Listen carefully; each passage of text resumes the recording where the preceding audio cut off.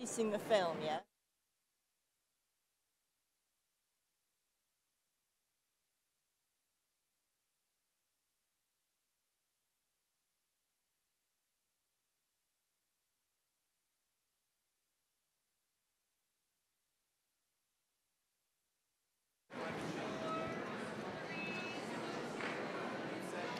Okay, good afternoon and welcome everybody to the Water Pavilion at COP26. We are coming at you live and direct from Glasgow. We are nearing the end of our day. I think this is oh no, we've actually got a whole other 3 sessions to come after this one. It's been a bit of a marathon, but we've really enjoyed it so far. It's my pleasure to be hosting what we're calling a waterside chat, traditionally known as a fireside chat, but as we are in the Water Pavilion, we thought it'd be best to have a waterside one today. We're talking with Annabelle Nelson, who is the head of ESG policy and disclosure at M&G PLC, around the topic of how we accelerate the just water transition, how we might use disclosure, decision-ready data, investment to drive what M&G is terming, and rightly so, this just water transition for the future. I've got a number of hard-hitting questions that I'm going to be putting to Annabelle over the next half an hour or so. But before we dive in, I wanted to present a video that Annabelle and her team have put together for us to provide additional context about why this is such an important issue for M&G. So over to the video first. I'm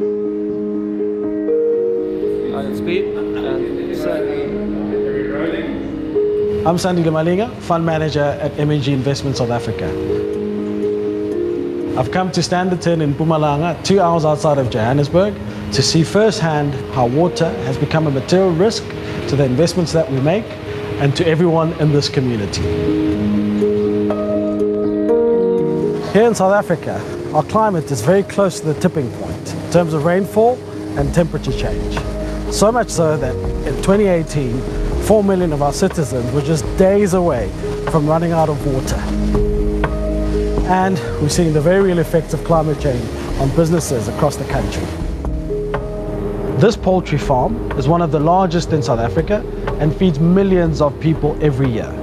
It belongs to Astral Foods, a large business listed on the Johannesburg Stock Exchange, and the stock we at M&G hold in our portfolios on behalf of our clients.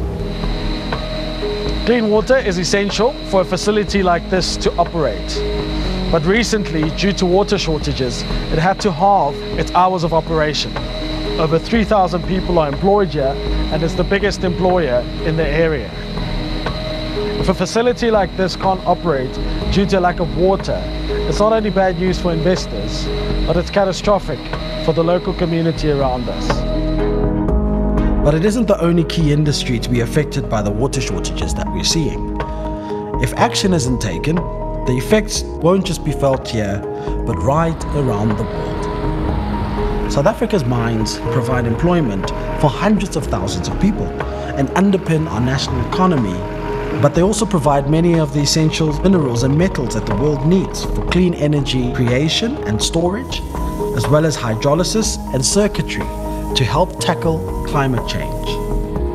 These mines need water too, but just as importantly, they produce waste, which needs to be stored safely and responsibly, so it can't pollute our groundwater and make the problem even worse for the local community. Tackling these issues will take a collective effort.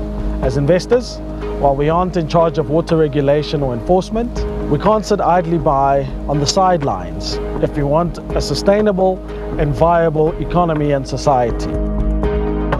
So, we're going to have to take a more active role in addressing water risk by working with governments, communities, and organizations like the CDP to bring about the change and future we all need.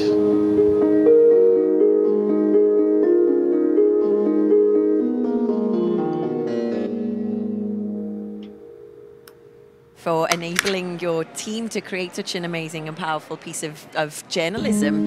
It's rare that we see this coming out of the finance community, so it's really refreshing. You know, if we look at it, you might think it was a civil society-based organization that's created it, not a huge asset manager such as M&G. And on that front, why don't we take a minute just to help the audience understand who you are and who M&G is? Thanks, Kate. So, first off, We're very proud and honoured to be here to talk on such an important topic. M&G is a global asset manager, asset owner. We do international savings and investments. We have over 370 billion of sterling of assets under management, and we operate in 28 markets around the world. And we're a global, long-term, active investor covering all sectors, all markets, all asset classes. Very influential. Hopefully, yes. So why does M&G, is such a massive institution and one that in some respects can be fairly well removed from the water crisis, why do you care about this topic? Why do we care? Well, I think that the film we've just seen really spells it out. Water has the potential to be a material, systemic financial risk to our investments, and that matters for the investment return that we can earn for our customers, our policyholders, our pensioners around the world. That's the primary reason. So that's very clear, and it's clear that M&G do care about this topic, but there's an awful lot of organisations and institutions that will stand up and say, I care about this topic. They don't necessarily turn that rhetoric into reality. Yeah. So what is it that M&G are doing in terms of action to address the issue? Sure. I would say the first thing is we are building our understanding of water as a systemic risk. Candidly, our understanding of climate is more developed, but it's primarily focused on carbon. But as we've seen, water underpins life on Earth. What we are doing is we're working with institutions such as CDP to upskill, build our understanding of decision useful data. We are, as an asset owner, we look at the macroeconomic projections of the countries that we invest in, and we look at the climate risks and resilience of those countries to formulate our long-term assumptions around GDP growth. So we understand that water has the potential to impact returns in those markets, and it informs our strategic asset allocation. As an investor, it's fair to say that our knowledge of water is developing. Is like much of the rest of the finance industry, we are becoming more well versed on climate and carbon, but on water, it's an area that we know that we need to upskill.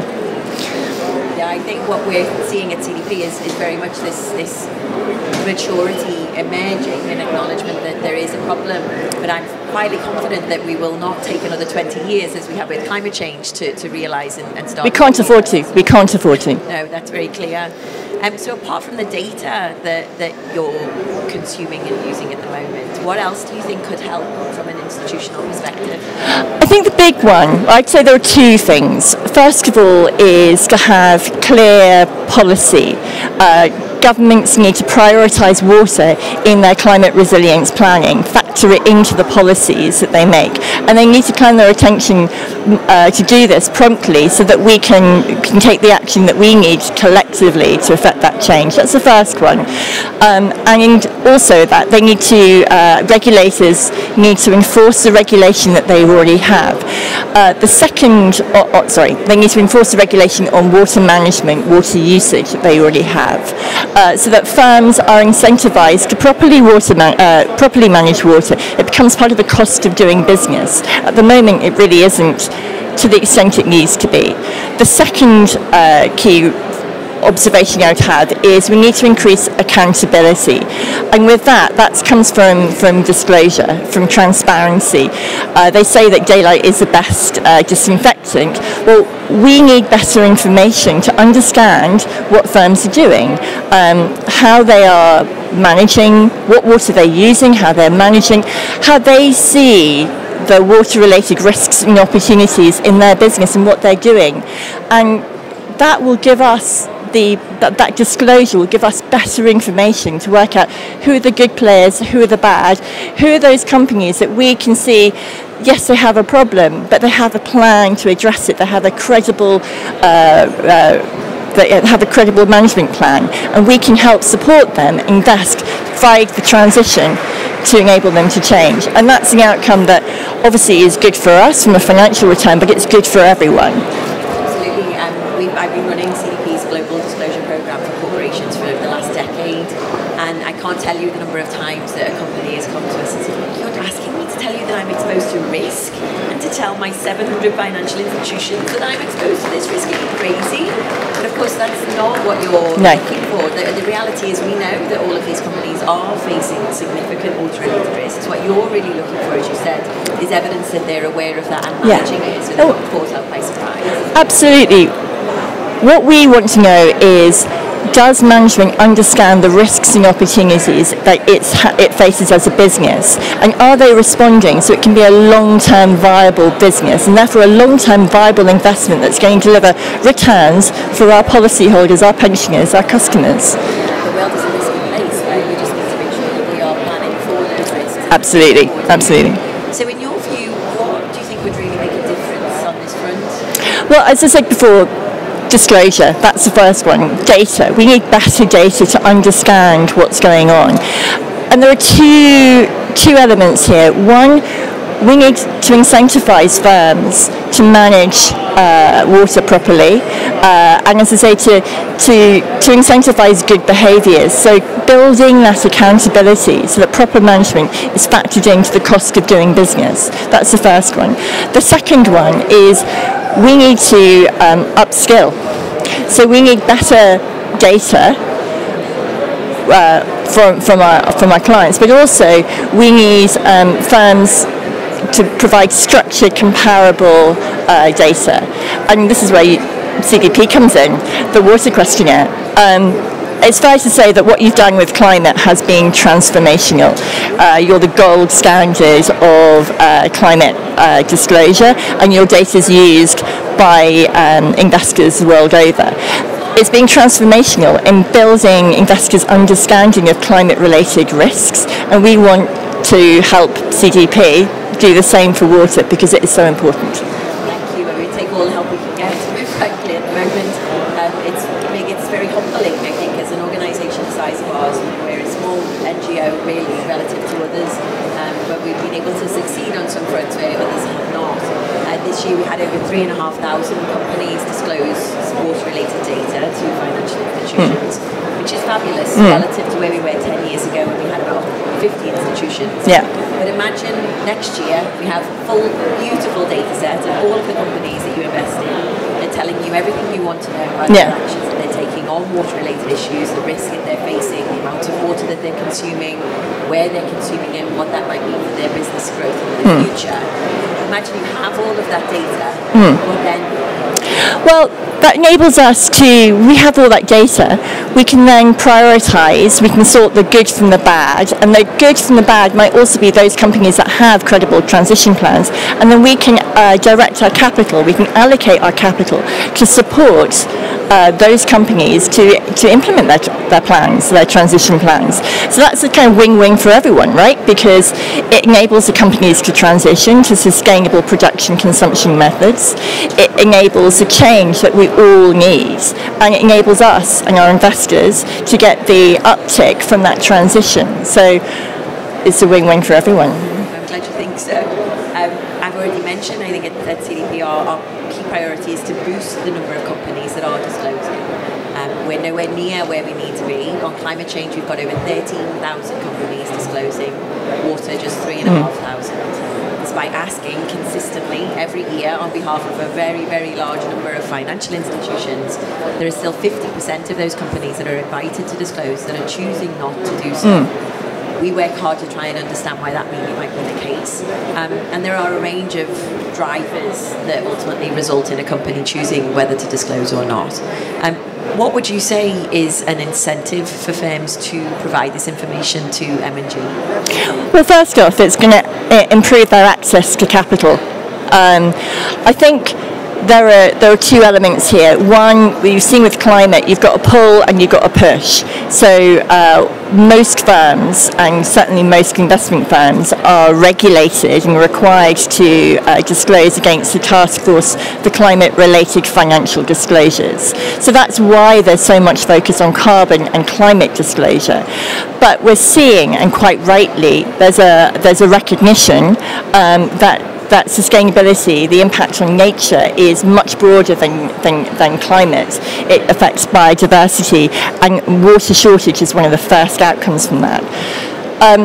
One of the incentives is to, as I say, to get better access to capital. But if we have the dual-pronged approach, which is requiring firms, so making it mandatory, nothing quite concentrates the mind as a regulatory compliance to galvanise action or intention into action. What's the opportunity for firms? Well, we as responsible investors want to know what you're doing because we want to support the good companies. We understand it's difficult, and we use the information that firms provide in their investment, in their questionnaires to CDP, primarily at the moment, to be fair, on climate, because there isn't the coverage on water, and we are building our understanding of water as a systemic financial risk. So there's a sort of learning on both sides. But we use that information to allocate investments, our capital. So why wouldn't a firm want to access a broader universe of potential investment? Yeah, I think it's really a winning factor. Certainly the cost of capital, as you mentioned, is a dominant outcome that we're seeing companies benefit from, particularly with regards to climate disclosure at the moment. And those companies that are disclosing to CDP are benefiting from a lower cost of capital compared to those that aren't. As you say, why would you not choose to take up and seize that opportunity? We're also seeing this play out in the form of loans. We had this concept of sustainability-backed loans. We're seeing, again, companies that have disclosed through CDP or achieving a certain rating that we provide every year, getting lower rates of interest on the loans that they're securing from financiers so they can move forward with their plans and projects and ultimately become more sustainable and play their part. So it is, the potential is there. And as you said, with mandatory disclosure just on the horizon. You know, we've been waiting 20 years for mandatory disclosure on climate change. Water-related disclosure from a mandatory perspective is already happening across Europe and will continue to be expanded across different regions. So we, as I said earlier, we won't be waiting 20 years, I think, for this to become more mainstream in terms of business activity. So to sum up, I think, what would you say your final messages are to the audience today here and online? Well, I think we've got three. The first one is to prioritise water. So governments and companies need to prioritise water in their resilience planning. That's the first one. The second one is to increase disclosure, provide transparency. Your audience want it. It helps build trust. It shows accountability, and the two of those unleash the appetite and the availability of finance to help accelerate that just water transition to support those opportunities in emerging markets that we need. Thank you, Annabelle. It's been really lovely to have you speaking with us today. Thank you. This is a relatively short topic and a short subject area, but I think it's been incredibly impactful to hear from an organisation that's as influential as M&G. I think it's safe to say that M&G represent the sharp end of the leadership needle at the moment, and I look forward to the day when we can get a number of other financial institutions on the table talking as eloquently as you do about the topic. Thanks very much. Thank you again, and thank you for joining us this afternoon. Thank you. Thank you, Annabelle.